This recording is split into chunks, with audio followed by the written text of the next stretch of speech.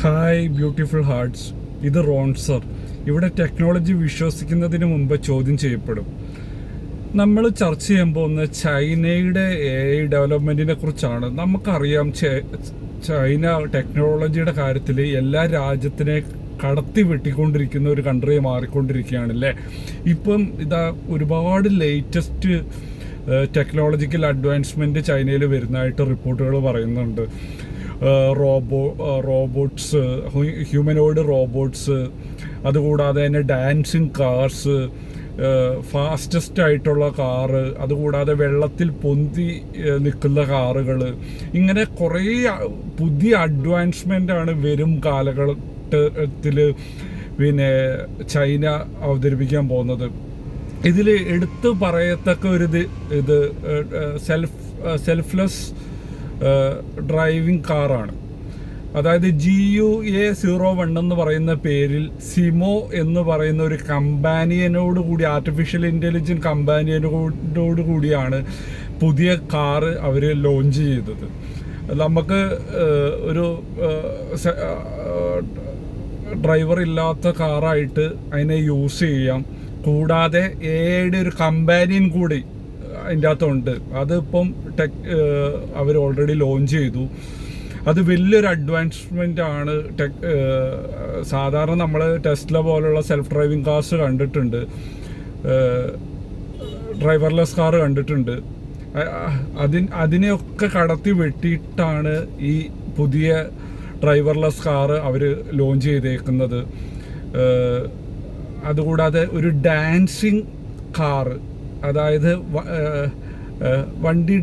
അതായത് ഒരു sports dancing car അവർ അവതരിപ്പിച്ചിട്ടുണ്ട്. അതും മറ്റേ ഫെരാരി പോലുള്ളത് ഭയങ്കര കോസ്റ്റ്ലി ആകുമ്പോൾ അതിനെ വെച്ച് ഭയങ്കര കോസ്റ്റ് എഫക്റ്റീവ് ആയിട്ടുള്ള ഒരു സ്പോർട്സ് കാറായിട്ടാണ് അതിനെ അവർ ലോഞ്ച് ചെയ്തേക്കുന്നത്. ചെറിയ ചെറിയ ഹസാർഡ്സിനെ മറികടക്കാനും ഈ ഡാൻസിങ് കാർ ഉപകരിക്കും. അത് വലിയൊരു അഡ്വാൻസ്മെൻ്റ് ആണ്. അങ്ങനെ എടുത്ത് പറയത്തക്ക കുറച്ച്, അതേപോലെ വെള്ളത്തിൽ പൊന്തി കിടക്കുന്ന ഒരു കാർ അവർ അവതരിപ്പിച്ചിട്ടുണ്ട്.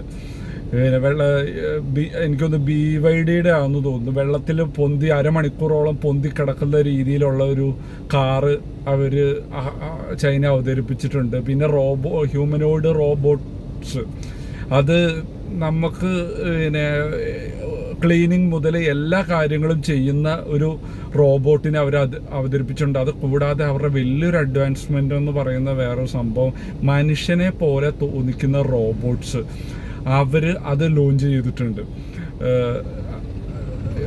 ചെയ്തിട്ടില്ല, ലോഞ്ച് ചെയ്യാൻ പോവുകയാണ്. അതായത് നമുക്ക് മനുഷ്യനാണോ റോബോട്ടാണോ ഏതാണെന്നൊന്നും മനസ്സിലാകാത്ത തരത്തിലുള്ള ഹ്യൂമനോയിഡ് റോബോട്ട്സിനെ അവർ അവതരിപ്പിച്ചിട്ടുണ്ട്. അങ്ങനെ ചൈന ഇന്ന് മറ്റുള്ള എല്ലാ രാജ്യത്തിനെക്കാട്ടിയും ഇങ്ങനത്തെയുള്ള കാര്യത്തിൽ ഓട്ടോണോമസ് കാറാണേലും ഹ്യൂമനോയിഡ് റോബോട്ട്സ് ആണേലും അവർ എത്തിപ്പെടാത്ത ഒരു സ്ഥലമില്ല.